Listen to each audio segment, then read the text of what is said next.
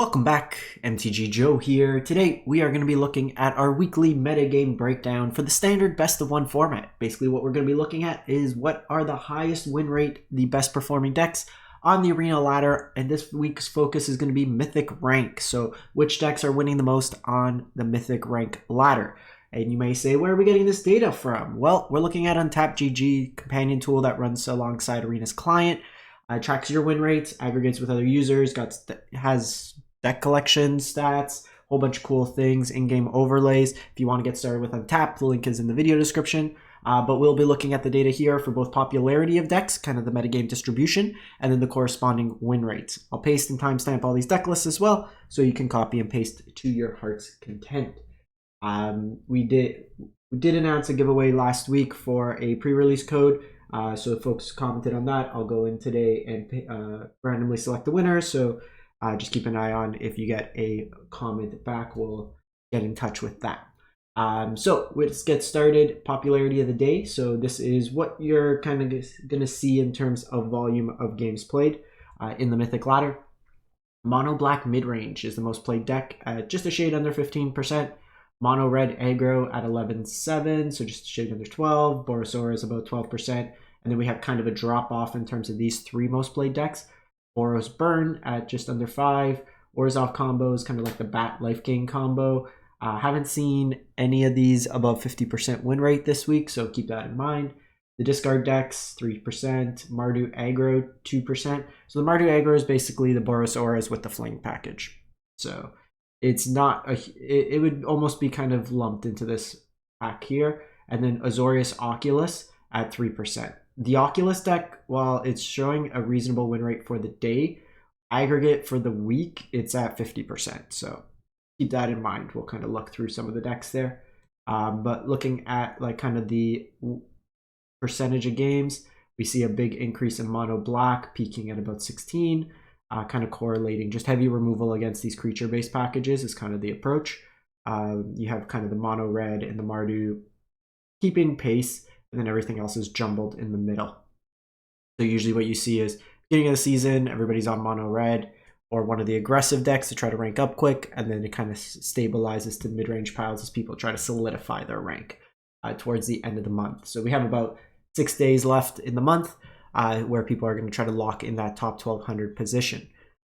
In terms of the stats, we're looking at 76,000 games played in Mythic Rank for the day, or for the week. So we're looking the 17th through the 24th. The highest win rate deck, well, it's that Mono Red Aggro Life, 65% win rate. And it's pretty stock to the best of 3 version. This is the creature dense version. So you top out with Screaming Nemesis, you have your mouse package, you have your Ember Cleave at home where you turn one Heartfire hero into Manifold Mouse, start triggering that Valiant ability. With the inclusion of Burst Lightning, we're seeing this kind of substitute the Lightning Strikes, and then you still have your Shocks. So respecting the aggressive decks a little bit more. You may still want a split. I was playing 2-2, 2 Shocks, 2 Lightning Strikes.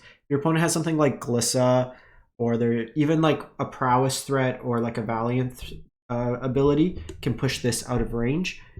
So you may want 3 damage at times. It could be useful in that respect, but very lean, very aggressive, slanted deck. Another card I've tried is 2 Cases. If you do run into a lot of Mono Black, the Case is reasonable there. Helps you just Case of the Crimson Pulse. Just helps you grind some card advantage through those matchups there.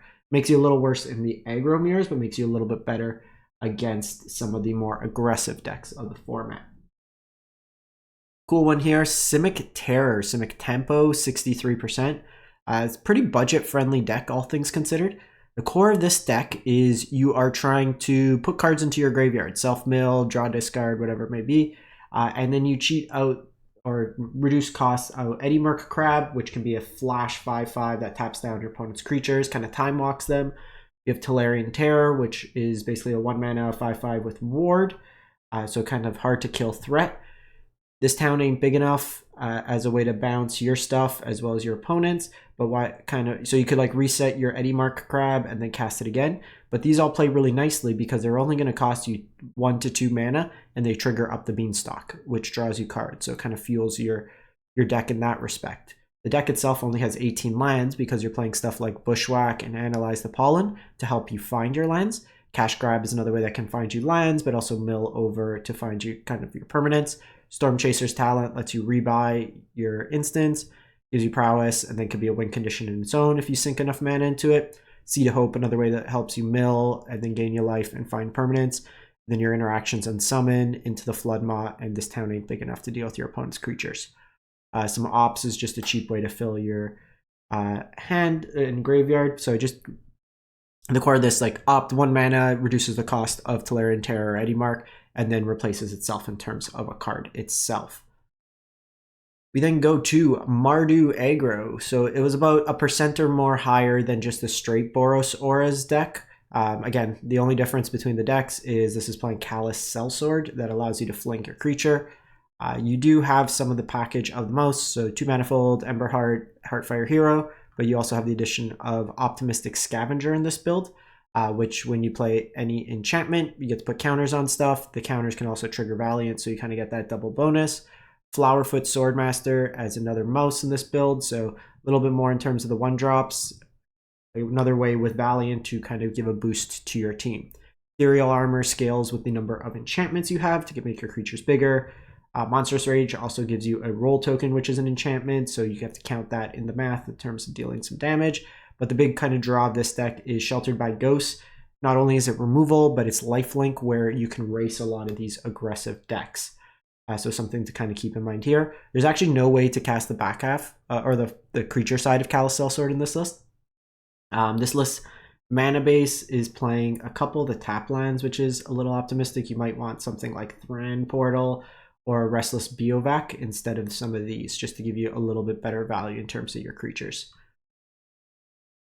Then go to Mono Black Discard. So this one technically has a higher win rate than the other Mono Black Midrange we're going to go look at, but I actually think the other Mono Black Midrange is a better deck.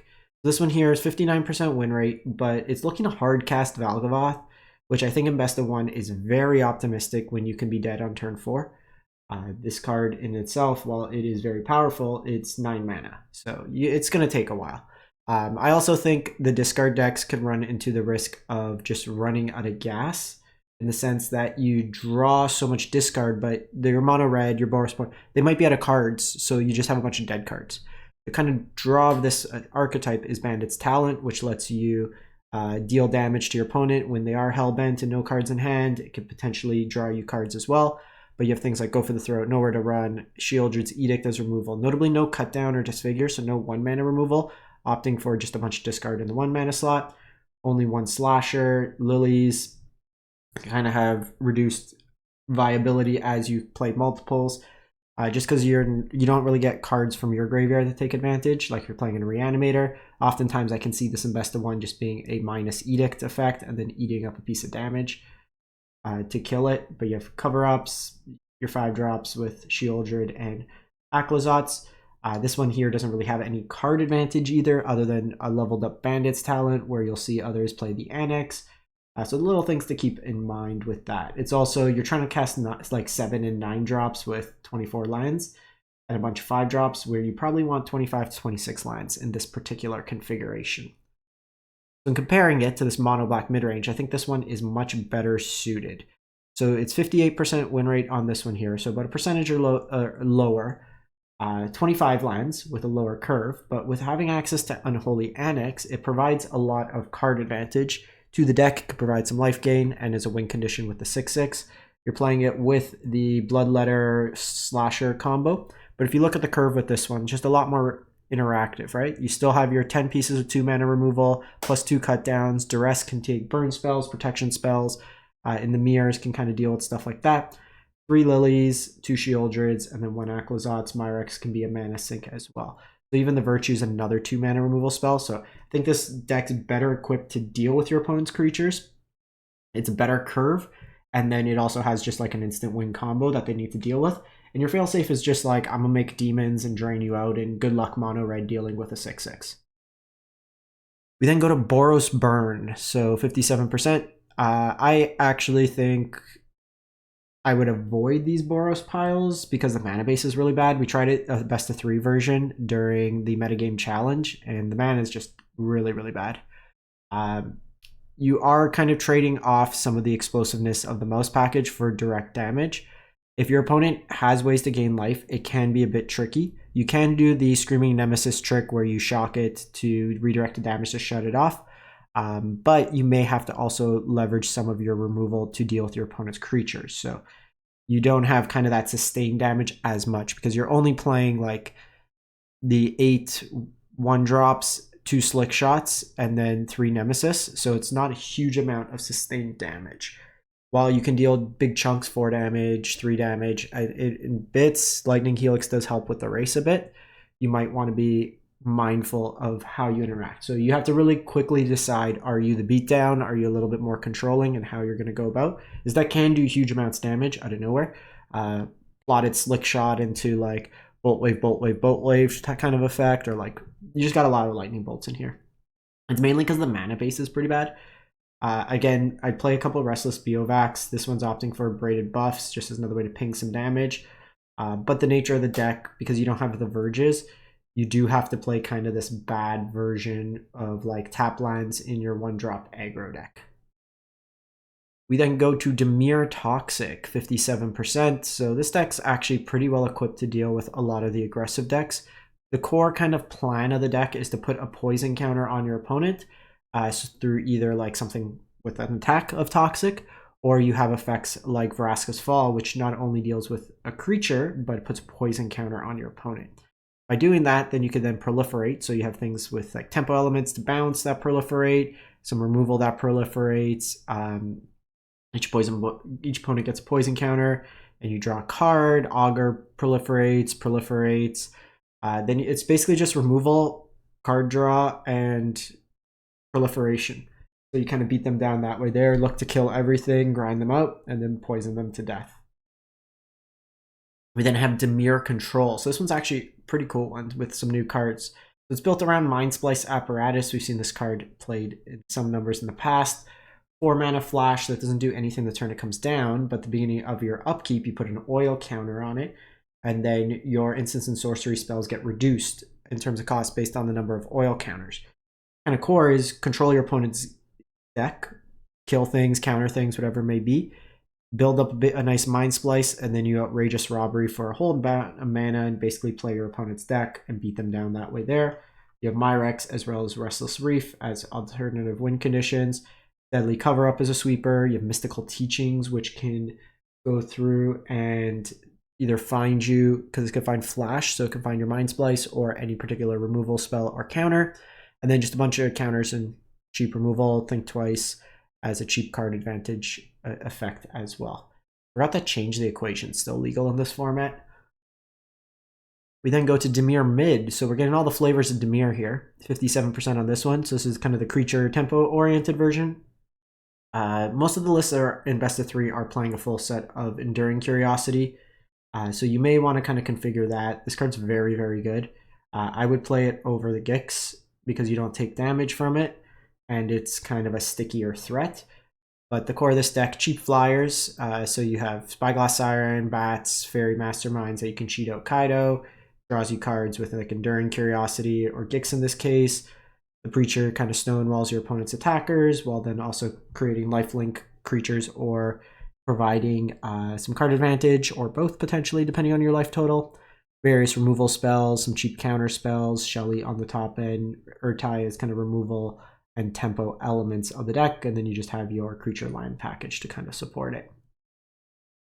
Ribbity Rabbits Tams, 55%. So I'm going to preface with saying this is a deck where you could win games with it, but a lot of the wild cards you're investing only get played in this deck. So it's not a good general deck to craft. Whereas if you look at something like Dimir, it would play for a number of different decks if you craft the mana base. We just saw 3 decks that are pretty different in terms of their strategy that all leverage a lot of overlapping cards. Where this one, like, you're going to use a Mythic on War and War Leader, it's only going to work in this deck. Your Valley Mike Callers, your Paw Patch Recruit, Valley Quest Callers, Phineas, they all get played in this shell here. Core of the deck, make a bunch of rabbits. You have anthems that makes your creatures bigger. It's like an army in a can. And then you kind of beat down in that respect. Draw cards with Knight Errant of Eos.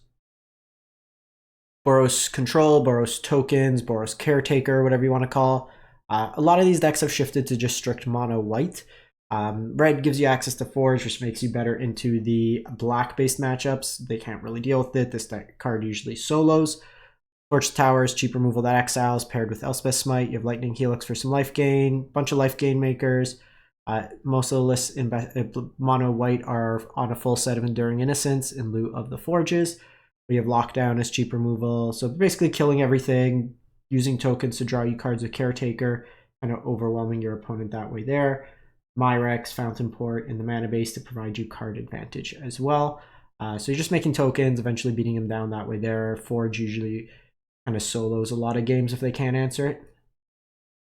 Then Azorius Oculus, like I was saying, it's at 50%. Some of them are playing some Kioras. The lists themselves are probably ebbs and flows. I could see it struggling a bit with mono red. Some of the lists are shifting off Soul Partition and playing Joust through or Unsummon as well. The bonus of Unsummon compared to Into the Flood mod is Unsummon can bounce your own creatures, so it's kind of a pseudo protection effect that you might want to consider. And then two community decks I want to share. So this is from Soul77. They went 36 and 20. It's a Golgari Midrange list. Pretty stock, so you'll see a split of Dream of Steel and Oil and Duress. Dream of Steel and Oil hitting creatures or artifacts can be useful in the format. You got Llanowar Elf into like Glissa, which is very strong turn. Bunch of cheap removal that's flexible. Ooze for Graveyard Hate. That also gains life. And then you have your Demon package, Unholy Annex, Archfiend, and some Shielders on the top end. A lot of these Golgari decks or Unholy Annex decks in general are adopting Soulstone's Sanctuary. So kind of a Mutavault at home, 4 mana becomes a creature with all different creature types. This always remains a creature. It doesn't become a land afterwards. So be mindful if you're going to play this and then it gets swept, it kind of gets hit by sorcery speed removal. Unlike Mutavault that reverts back to a creature. And then lastly, so this list here is Zur Overlords. This one went 22 and 5 by Bako Zuls. So this one here, they were playing in best of 1, best of 3, but the core of this deck is you're playing the impending side of your Overlords. Hauntwoods, Flood Pits, Mistmoors, even Leyline Binding at a reduced cost. You animate them with Zur. They become big creatures that trigger the ability and then gain you life because they get lifelink, hexproof, and death touch. The rest of the deck is kind of a beans deck that draws you cards when you do the impending, cheap removal, scroll shift can exile. So you impending them and then you exile them with scroll shift and they come back as the creature side. So you kind of cheat the cost of that there. Herd migration kind of mixed into it. So another kind of best big mana, big flashy creature kind of pile. Zur, if you could do the curve of like Overlord on 3, you can go Zur on turn 4 with enough mana to activate the Overlord into a creature, gain 6 life, get an extra land for the turn, which is very powerful as you play out the game. That's it for the week. Let me know what you've been playing, what you've been liking, and we'll catch you next time. Thanks for watching.